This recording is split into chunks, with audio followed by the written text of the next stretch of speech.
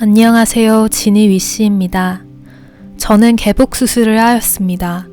복강경으로 먼저 상태를 확인한 이후에 수술이 가능하다고 판단되어 배꼽 기준 25cm가량을 개복하였습니다.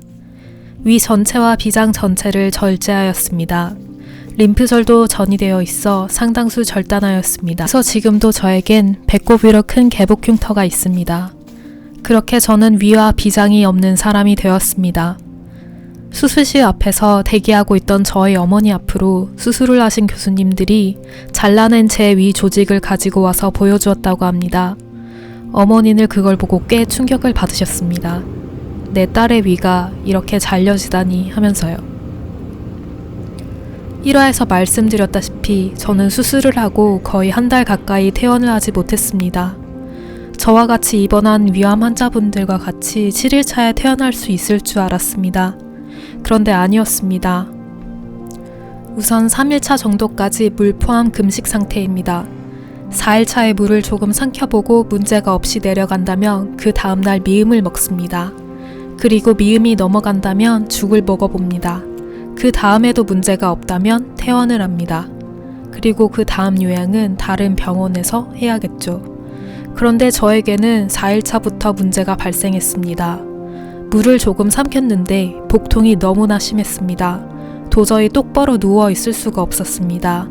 긴급하게 엑스레이와 CT 촬영을 하였습니다. 촬영 결과 저는 특이하게 비장과 위가 잘라낸 곳으로 소장이 말려 올라가져 있었습니다. 특이한 형태라고 하셨습니다. 그래서 음식물이 내려가지 않고 가스가 부풀어 올라 있었습니다. 그리고 진정이 되고 미음을 한번 다시 시도해 보았습니다. 그런데 미음을 먹자 이제는 옆구리와 허리가 극심하게 아팠습니다. 며칠간 대굴대굴 구르며 숨도 제대로 쉬지 못하고 고통스러워했습니다. 진통제는 아무 효과 없었습니다. 또다시 CT를 찍었습니다. 이때는 조영제를 입으로 마셔야 했습니다. 정말 너무 괴로웠습니다. 다시는 조영제를 마시고 싶지 않았습니다. 이때는 장폐색이 왔었습니다. 장폐색은 소화기관 수술 이후에 나타날 수 있는 후유증으로 장이 말 그대로 폐삭된다, 막힌다 란 뜻입니다. 가스와 대변이 배출되지 않았고 저는 장이 일부 유착되었습니다. 소화기 내과, 외과 등이 협진하여 저의 재수술을 고려하였습니다. 장이 유착이 되고 폐색이 되어 장을 잘라낼 것인지에 대해서 말입니다. 결국 저는 먼저 내시경을 하게 되었습니다. 내시경으로 제 장기를 본 뒤에 재수술을 할지 말지 결정하기 위해서였습니다. 저는 위암 수술을 한 지 며칠 되지 않아 재수술을 하기 위해 또 수술대에 올랐습니다. 이때 저는 정말 우울하고 암담했습니다. 그만 아프고 싶었기 때문입니다. 차라리 이 수술이 잘 되어 모든 것이 끝나 있길 바라며 수면 마취에 들어갔습니다. 눈을 떠보니 저는 다시 병실이었습니다. 이번에도 간호사 선생님께 여쭤봤습니다. 선생님, 저 수술했나요? 간호사 선생님은 싱긋 웃으며 환자분 수술은 안 하셨어요. 저는 안도의 한숨을 내쉬었습니다. 다행히 내시경상에 조금만 건드리면 될 것이어서 개복으로 수술을 재수술하지 않아도 될 것 같다는 판단이었습니다. 더군다나 괜히 다시 수술을 하였다가 더 안 좋아질 가능성이 있다는 결론이었습니다. 그러나 저의 복통은 계속되었습니다. 물 포함 3주 동안 금식을 이어나갔습니다. 그동안 저는 3번의 사이클로 입원하고 퇴원하는 위암 환자들을 많이 보았습니다. 병동에 있던 데이, 이브닝, 나이트 3교대로 근무하시는 선생님들과도 정이 많이 쌓였습니다. 외과 병동에 암 환자로 입원해 있는 이곳에 저와 비슷한 20대 또래는 보기 어려웠기 때문입니다. 그래서 저와 또래가 비슷한 간호사 선생님들과 짧게라도 이야기를 한다면 잠시나마 기분이 좋아졌습니다. 28일 내내 병원에 입원해 있는 동안 근무하시는 선생님들이 저를 보시고는 환자분 아직도 계시네요? 퇴원은 도대체 언제 하세요? 이렇게 심심찮게 마음의 위로가 되게끔 물어봤습니다. 저는 이때가 정말 너무 힘들었습니다. 항암 치료를 할 때도 너무 힘들었지만 코로나 때문에 보호자 상주도 되지 않는 이 병원에 마치 제가 감옥에 들어와 있는 것 같았습니다. 코로나 때문에 지인들의 병문안도 허용되지 않았습니다. 그저 병원에서 고독히 저만 혼자 아침 밤낮으로 아파하는 사람들이 가득한 외과병동에 갇혀버린 것만 같았습니다. 들어오고 나가는 사람들을 볼 때면 저는 우울함이 더해졌습니다. 코로나 때문에 외출도 금지되어 있어서 제가 갈 수 있는 곳은 방 밖에 있는 병실 복도였습니다. 하루에 병원 복도를 1000번을 걸은 적이 있습니다.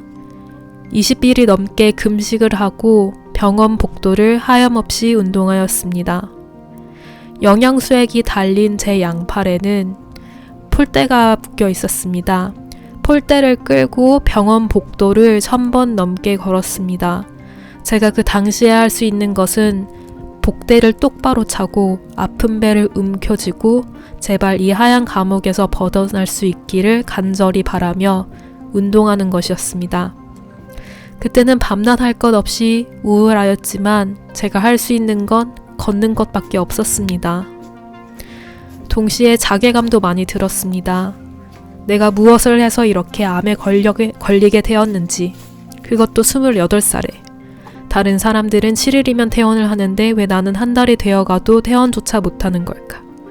복대를 채우고 배액관에서는 아직도 피가 나는데 왜 나는 도저히 나아지지 않는가? 하루에 병원 복도만 왔다 갔다 2만 보를 넘게 걷는데 도대체 왜 장폐색이 온 걸까? 왜? 저는 끊임없이 왜를 물어봤습니다. 끊임없이 못난 저를 탓했습니다. 그리고 대략 25일 차가 되었을 때 저의 증상이 아주 조금 완화된 것 같았습니다. 아침에 회신 오신 교수님께서 교수님, 저 이제 드디어 퇴원할 수 있을까요? 여쭤봤습니다. 일단 미음을 먹어보고 괜찮으면 퇴원을 고려해 봅시다. 저는 뛸 듯이 기뻤습니다. 저는 정말 몇십일 만에 처음 입안에 넣어보는 미음이라는 음식물이 감격스러웠습니다. 1시간 내내 미음을 아주 천천히 반 그릇만 먹었습니다. 다행히 아프지 않았습니다. 그렇게 저의 퇴원이 결정되었습니다. 그때 저의 몸무게는 수술 전보다 15kg이 빠져 있었습니다. 퇴원을 하면서 저는 다짐했습니다. 앞으로는 다시는 수술을 받고 싶지 않다고, 또 퇴원을 하고 싶지 않다고, 입원을 하고 싶지 않다고. 그런데 그것은 헛된 희망이었습니다. 곧 저는 다시 수술을 위해 입원을 해야 했고 또 반복해서 입원과 퇴원을 반복했습니다. 왜 그렇게 되었을까요? 다음 편에서 이야기를 이어나가겠습니다. 저의 다음 이야기가 궁금하시다면 구독 부탁드립니다. 감사합니다. 지니미씨였습니다.